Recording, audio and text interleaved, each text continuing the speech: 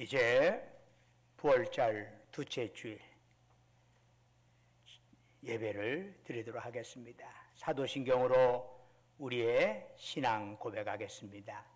나는 전능하신 아버지 하나님 전지의 창조주를 믿습니다. 나는 그의 유일하신 아들 우리 주 예수 그리스도를 믿습니다. 그는 성령으로 잉태되어 동정녀 마리아에게서 나시고 본디오 빌라도에게 고난을 받아 십자가에 못 박혀 죽으시고 장사된 지 사흘 만에 죽은 자 가운데서 다시 살아나셨으며 하늘에 오르시어 전능하신 아버지 하나님 우편에 앉아 계시다가 거기로부터 살아있는 자와 죽은 자를 심판하러 오십니다.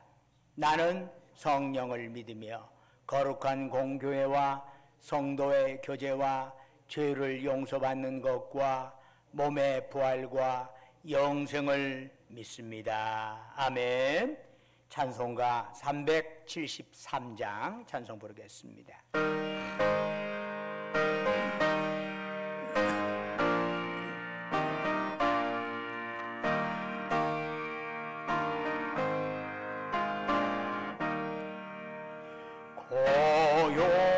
고요한 바다로 저 천도 변할 때 주에게 손봉 주시니 참 감사합니다. 큰 물결 일어나 나 죄지 못하나 이 풍랑으로 인하여 더 빨리 갑니다. 내 걱정 근심은 힘없게 하시고 내 주 여도 영혼은 더 밝게 하소서. 이 세상 돌아가 저 뜻을 본다고 내 몸에 오지 없을 때 큰 믿음 주소서. 아멘. 오늘 이 예배를 위해서 강인훈 장로님 나오셔서 기도해 주시겠습니다.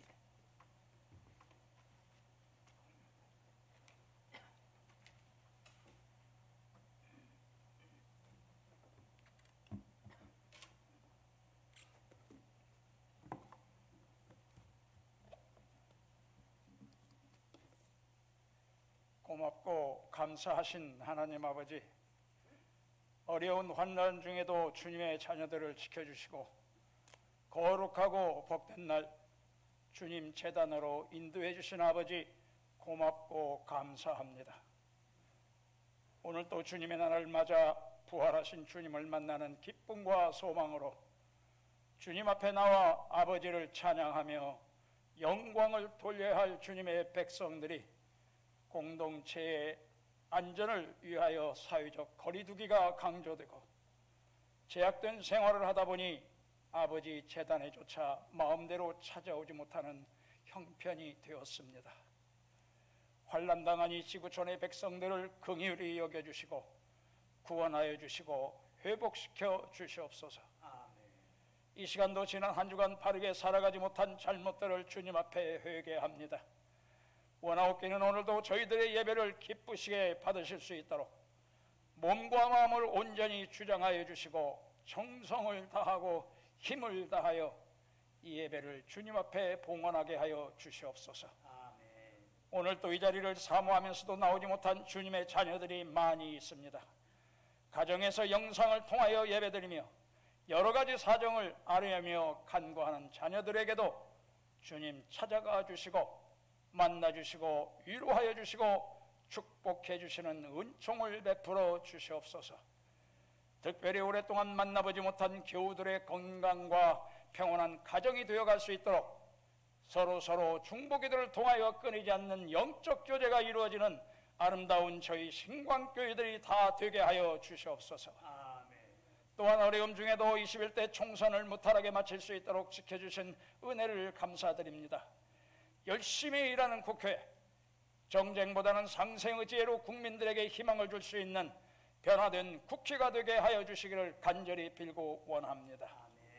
이 시간도 단위에 세워주신 목사님에게 새 힘을 주시고 성령 충만케 하여 주시옵소서. 선포되는 말씀마다 아멘으로 화답하게 하시고 마음 깊은 감동이 있게 하여 주시옵소서.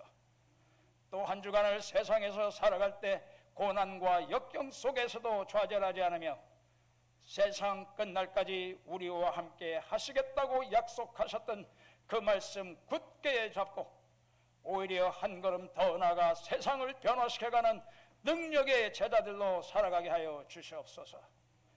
오늘 또 예배 시정을 통하여 우리 주님 홀로 영광 받아 주시기를 원하오며 이 모든 말씀 사랑이 많으신 예수님 이름 받들고 감사드리며 기도드렸사옵나이다.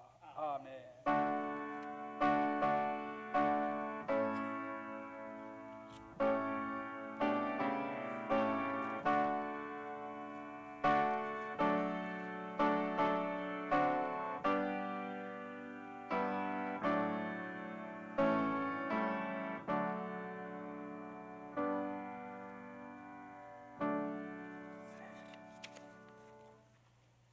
찬송가 410장 부르시면서 하나님께 봉헌하겠습니다.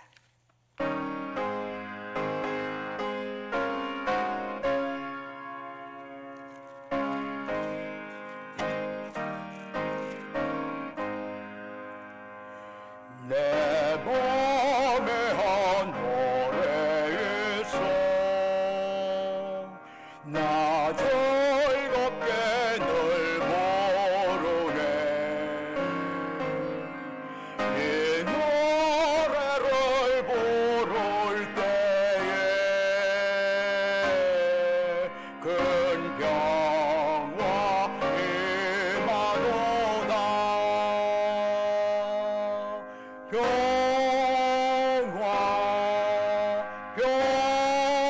평화 하나님 주신 선물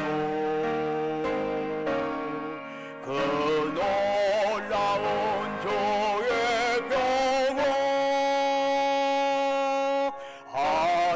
하나님 선물일세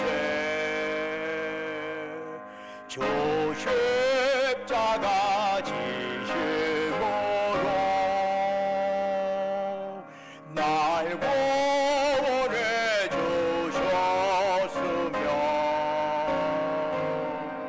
주 예수님 고난마다 자 평화 노래도다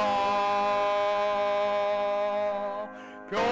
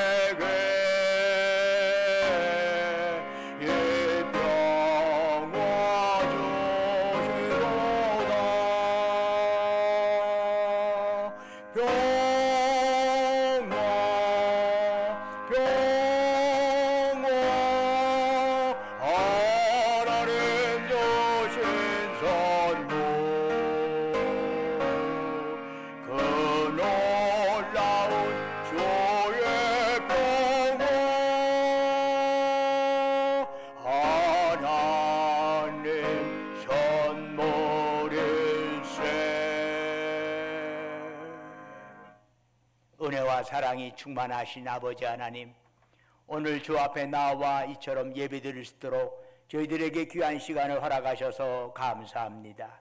이 시간 또 주님 앞에 예물 드릴 수 있도록 저희들의 예물을 받으시오고 저희들에게 또한 복 주시는 은혜를 주심을 감사드리옵니다. 아버지 하나님, 정성 다하여 바치는 그들의 기도의 제목 외에도 하나님 함께 하시옵고 기도의 제목 외에 하나님께서 놀랍게 응답하여 주옵소서. 코로나19도 물러가게 하옵시고 이러한 코로나19를 통해서 우리의 심령이 새로워지고 우리가 세상을 바라보고 나를 바라보는 시각이 달라지게 하옵소서. 성령님 함께 하시옵고 이곳에 사모하는 심령으로 고개 숙인 자들에게 충만케 역사하옵소서. 주 예수 그리스도의 이름으로 간절히 기도드립니다. 아멘. 이 시간 주시는 하나님의 말씀 누가복음 24장 13절에서부터 35절까지의 말씀이 되겠습니다.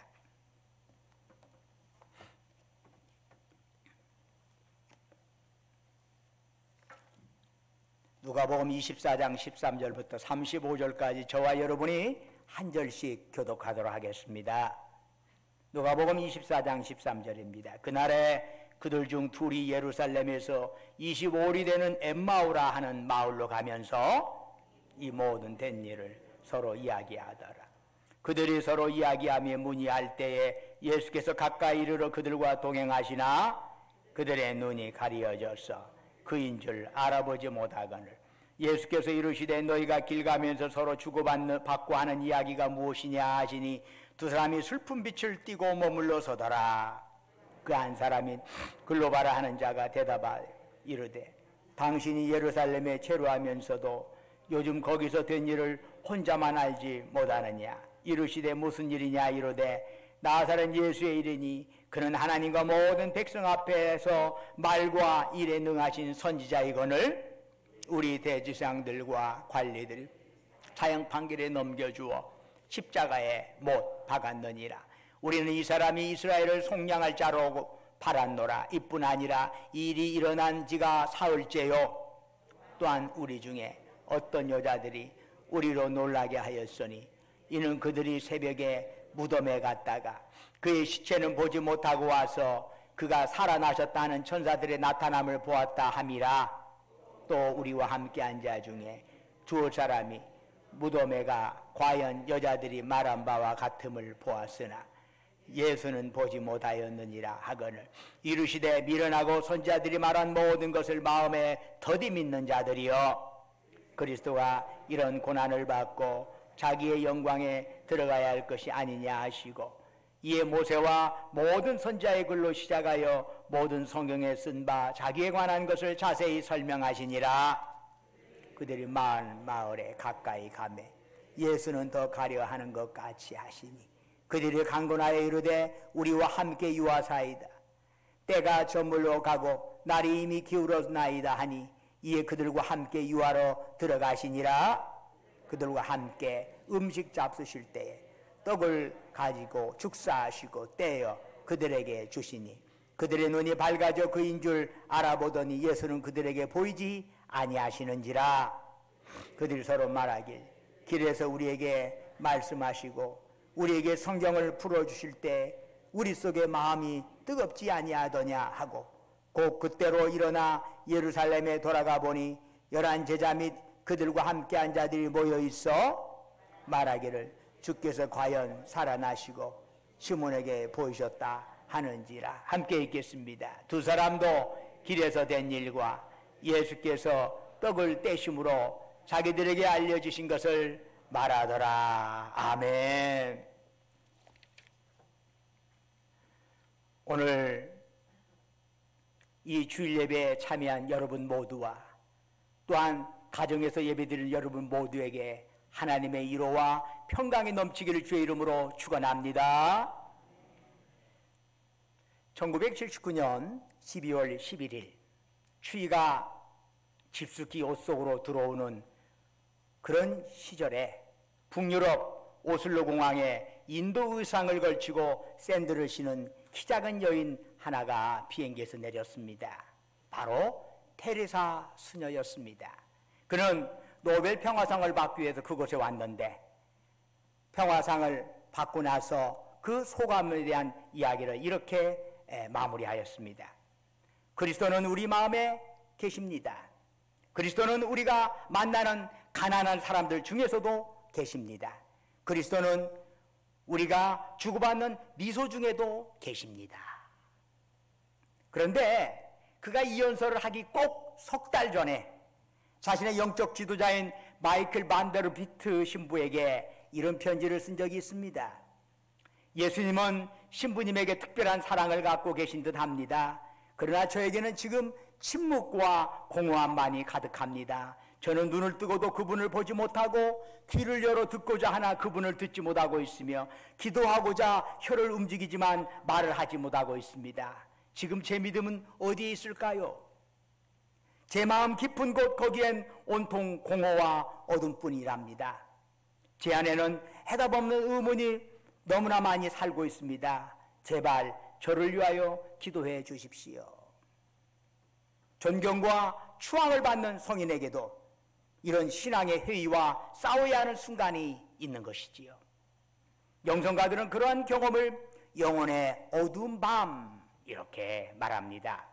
정말 주님을 올곧게 믿고 이 거친 세상에서 정말 주님 뜻에 합당한 모습으로 살아가려고 노력하는 성도들이라면 누구나 이런 어두운 밤을 지나가게 됩니다. 문제는 이 어두운 밤길을 어떻게 잘 지나갈 수 있겠느냐라고 하는 것이지요. 오늘 본문은 예루살렘을 뒤로 하고 엠마오로 향하는 두 제자의 이야기를 담고 있습니다. 오늘 본문 13절을 보면은 예루살렘에서 엠마오까지의 거리가 25里정도 된다고 합니다. 아마 이들은 그 도상 어딘가를 걷고 있었을 겁니다.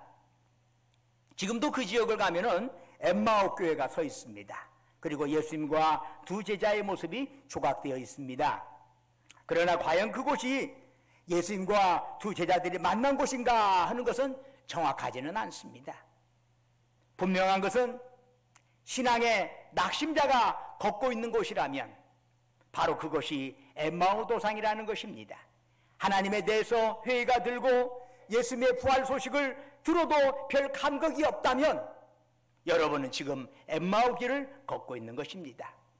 예배에 참석하기는 하지만 설교가 귀에 들어오지 않고 찬양을 불러도 힘이 나질 않습니까? 그렇다면 여러분은 엠마오의 도상에 서 있는 것입니다. 우리는 이 시간 엠마오 도상을 걸어가는 자들에게 주시는 주님의 교훈을 받고자 합니다.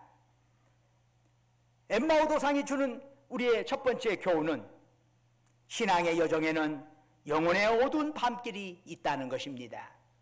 예수님이 십자가에 못 박히시자 제자들은 예수님에게 걸었던 모든 기대를 접고 다 흩어지고 말았습니다. 예수님의 부활 소식을 들었어도 참 어떻게 저렇게 엉뚱한 소리를 하게 되나 그 정도로 여기고 그냥 귓가로 흘려버렸습니다. 바로 엠마오로 가는 두 제자들이 그랬습니다. 그들은 예수님의 죽으심을 보면서 모든 희망 내려놓고 슬픈 얼굴로 무거운 발걸음을 옮기고 있었던 것입니다. 처음 주님을 믿을 때는 기쁨도 있고 감격도 있었습니다. 호기심도 있고 기대도 있었습니다. 하나님의 사랑의 깊이 느껴지고 주님을 향한 감사도 뜨거웠답니다. 그런데 어찌된 영문인지 신앙의 연륜은 쌓여지는데 신앙이 뜨거워지기보다는 타성에 젖어드는 것입니다. 이래서는 안 되는데 하면서 자기 자신이 참 한심하게 느껴지기도 한답니다. 하나님을 향한 사랑도 섬김의 열정도 점점 식어갑니다. 어떤 기적도 기대하지 아니하고 그냥 그렇게 예배에 참석할 뿐입니다. 바로 영혼의 어두운 밤길을 걸어가고 있는 것입니다. 엠마오 도상이 우리에게 주는 둘째 교훈은 무엇일까요? 영혼의 어두운 밤길에도 주님은 우리와 함께 하신다는 사실입니다. 슬픔과 절망에 쌓여 엠마오로 가는 두 제자들에게 부활하신 예수님이 다가오셨습니다. 여러분에게 예배의 간절함, 찬양의 감동, 기도의 뜨거움이 식어졌습니까? 그때 꼭 기억하십시오. 그럼에도 불구하고 그곳에 주님은 여러분과 함께 계신다는 사실을 믿으시기를 바랍니다. 나의 영혼이 영안이 닫혀서 주님을 몰라보아서 그렇지 주님은 여전히 지금도 우리와 함께 하심을 믿으시기를 주의 이름으로 축원합니다. 두 제자들이 처음에는 예수님 몰라보다가 나중에서야 알아보게 되었습니다. 언제 주님을 알아보았어요? 식탁에서 주님이 감사 기도를 하고 떡을 떼어주실 때입니다. 주님이 자신을 드러내시는 것은 예배나 기도 때만이 아닙니다. 우리의 일상적인 삶에서도 주님은 우리에게 역사하십니다. 일상 속에서 우리는 놀라운 영적인 깨달음을 얻을 수도 있답니다. 어떤 기자가 테레사 수녀가 섬기는 선교회를 방문했습니다. 그곳에 가니 각종 봉사자들이 있었던 거지요. 요리하는 사람도 있고 청소하는 사람도 있고 배식하는 사람도 있고 세탁하는 사람도 있고 환자를 돌보는 사람들 각양각색의 자기에 맡아진 일을 분담해서 하고 있었습니다. 그런데 그 기자에게 감동을 준 것은 봉사하는 자들이 모두가 일을 열심히 하면서 더불어 기도에도 열심히 했다는 사실입니다. 그들은 일을 하면서 하루에 6번씩 일을 멈추고 기도를 하였습니다. 즉 그들에게 기도와 일은 분리되지 않는 삶이었습니다. 그들은 기도 속에서 일 속에서 주님을 만났습니다. 그렇습니다. 주님의 부활을 믿지 못하는 두 제자에게 주님이 함께하여 주신 것처럼 우리가 일하는 자리, 공부하는 자리, 설거지하는 자리, 장소 청소하는 자리, 가르치는 자리 혹은 배우는 자리, 우리의 일상의 자리에서 주님이 항상 함께 하신다는 것을 믿으며 살아가시기를 주의 이름으로 축원합니다. 엠마오 도상이 주는 셋째 교훈은 무엇일까요? 그것은 주님은 우리를 어둠 밤길에서 사명의 새벽길로 인도하신다는 겁니다. 신앙생활에서 놀라운 영적 체험이 날마다 일어날 수는 없겠지요.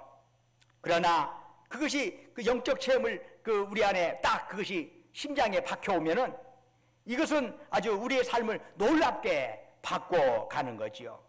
식탁에서 두 제자는 부활하신 예수님을 알아보았습니다. 순간 예수님께서는 더 이상 그들 눈앞에 보이질 않은 것이죠.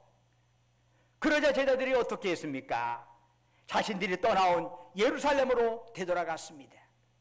그리고 그곳에서 그들은 무엇을 했나요? 주님께서 살아나셨다고, 우리가 주님을 만났다고 증거하였습니다. 즉 부활의 증인으로서 새 인생을 살기 시작한 것입니다. 이전의 좌절과 절망의 황혼이 소망과 기쁨의 새벽으로 바뀌어진 것이지요. 메리 포플리라고 하는 대학 교수가 있었습니다. 이 메리 포플린이 지금 머물러 있는 곳을 더욱 사랑하라 하는 책을 쓴 적이 있어요. 그가 그 내용을 보면 이런 거지요. 예수님을 만나고 남은 인생을 어떻게 살까 고심을 했어요. 뜨거운 예수님에 대한 감동을 받고 나서 이제는 좀 내 삶이 달라져야 하지 않을까, 어떻게 달라져야지 고심하다가 그는 테레사 수녀가 일하는 인도 캘커트에서 2달간 자원봉사자로 일을 하게 되었습니다. 테레사 수녀가 세상을 떠나기 2해 전이었습니다. 2달간의 봉사를 마치고 미국으로 떠나는 메리에게 86세의 테레사 수녀가 이렇게 말했습니다. 예수님과 사랑에 빠지세요. 우리는 먼 곳에 있는 사람들을 사랑하기는 훨씬 쉽지요. 그러나 내 곁에 있는 자들을 사랑하기는 정말 쉬운 것이 아니랍니다. 당신의 자리에, 가정에, 일터에 예수님의 사랑을 가져오시기 바랍니다. 당신에게 보고자 하는 눈이 있다면 세계 도처에서 캘커타를 발견할 수 있을 것입니다. 이제부터 당신의 캘커타를 찾아가십시오. 순간 메리는 깨달았답니다. 인도의 캘커타는 주님이 테레사 수녀에게 명한 곳이지 자신의 사역지가 아니라는 사실을 말이죠. 그는 세속적인 가치관으로 가득한 대학 캠퍼스가 예수님의 사랑을 전해야 하는 캘커타라는 사실을 발견하게 되었습니다. 이제 그는 그냥 교수가 아니라 상처받은 젊은이들을 안아주고 그들의 손을 예수님 사랑으로 잡아주기로 결심을 하였던 것이지요. 이제 그의 똑같은 교수는 교수지만 예전의 교수와는 다른 모습의 교수가 된 거지요. 이제는 부활의 증인으로서, 예수 사랑의 증인으로서 그들에게 다가가는 거지요. 단순한 지식 전달자라고 해서가 아니라 그들의 영혼을 보듬어주는 교수로서의 탈바꿈이 된 것이지요. 그녀의 눈이 새롭게 열린 것입니다. 사랑하는 여러분, 엠마오 도상은 우리의 일상 속에 있습니다. 영적인 어두운 밤을 지날 때 그 자리가 바로 엠마오 도상입니다. 일상 속에서 주님 깨닫고 나에게 주신 사명을 깨닫는 곳, 바로 엠마오 도상입니다. 여러분 걸어가는 그 자리에 찾아오신 부활의 주님 만나고 부활의 증인으로 살아가시길 주의 이름으로 축원합니다. 아버지 하나님, 우리의 삶을 인도하시옵소서.